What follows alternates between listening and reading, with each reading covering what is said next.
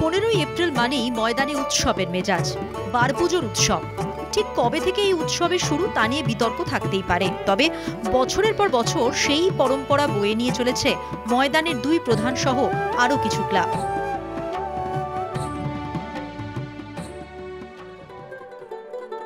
তখন মরশুম শুরু হতো এই পুজো দিয়েই।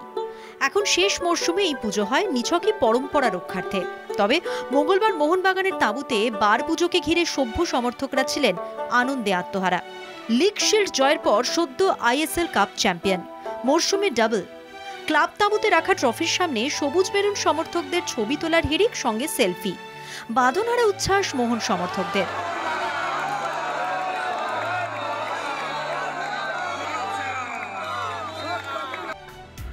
নির্দিষ্ট সময় মেনেই শুরু হয় বার পুজো। প্রথম সারির ফুটবলাররা কেউ উপস্থিত ছিলেন না। সচিব দেবাশিস দত্ত ও সিনিয়র ফুটবলারদের মধ্যে একমাত্র দীপেন্দু বিশ্বাস বার পুজোয় অংশ নেন। ছিলেন বেশ কয়েকজন কর্মকর্তাও। শেষে দলের এই সাফল্যের পাশাপাশি সামনের মরশুমে আরও শক্তিশালী দল গঠন হবে জানালেন সচিব দেবাশিস দত্ত।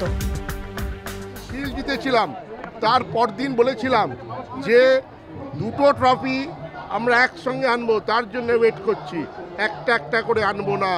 আমি সেদিনই বলেছিলাম, সেইটা দুটো করে আমরা দেখিয়ে আজকে দুটো ট্রফি আপনাদের সবার সামনে, আর হকি চ্যাম্পিয়নের ট্রফিও আপনাদের সবার সামনে। এই টিমটা কি ধরে রাখার চেষ্টা করবেন? এই সাফল্য এর থেকেও ভালো টিম হবে। সামনে ক্লাব নির্বাচন। এসেছিলেন প্রাক্তন সচিব সৃঞ্জন বসু, একসময়ের সতীর্থ, এখন প্রতিপক্ষ। তার সঙ্গেও দেখা করলেন সচিব দেবাশিস দত্ত।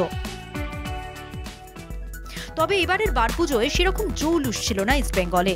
গত কয়েক বছরের সাফল্য না থাকাই যে এর কারণ সেটা বলার অপেক্ষা রাখে না। সামনে সুপার কাপ, বার পুজোর দিনই অনুশীলন শুরু করলেন কোচ অস্কার ব্রুজো। তবে বিতর্ক তাড়া করল প্রথম দিনই। এদিনও কোচ অস্কার ব্রুজোর সঙ্গে ক্লেন্টন সিলভা বিতর্কে জড়িয়ে পড়েন এবং মাঠ ছেড়ে বেরিয়ে যান ক্লেন্টন। এদিকে বার পুজো উপলক্ষে এরিয়ান ক্লাবে এসেছিলেন প্রাক্তন ভারত অধিনায়ক সৌরভ গঙ্গোপাধ্যায়। এই প্রথমবার পুজোয় অংশ নিলেন তিনি। বছর ধরে আসছি, আমাদের ক্লাবে হয়, বরিশা স্পোর্টিং ক্লাবের ওখানে যে মাঠে ফুটবল হয় বার পুজো হয়। তো দাদা এরিয়ান ক্লাব সভাপতি হিসাবে প্রথমবার ক্লাব বার পুজো উপস্থিত হয়। আমি হচ্ছি নামের সভাপতি, ক্লাব হচ্ছে সমরদার। সমরদার যা বলবে এখানে তাই হবে। আমি সমরদার সাথে আমি আছি, বাস এটাই যথেষ্ট। মোহনবাগান ট্রফি জিতলো, কি বলবেন? হ্যাঁ, মোহনবাগান আমরা দারুণ টিম। আইএসএল এ আমরা 2014 থেকে ট্রফি জিতছি, প্রথম বছর থেকে। তো দুই বড় ক্লাবের তুলনায় ছোট ক্লাবগুলিতে জাঁকজমক কম থাকলেও পরম্পরা রক্ষায় অন্যান্য ক্লাবগুলির খামতি ছিল না। ক্যামেরায় সুবীর ঘোষের সঙ্গে স্বপন পালের রিপোর্ট, কলকাতা টিভি।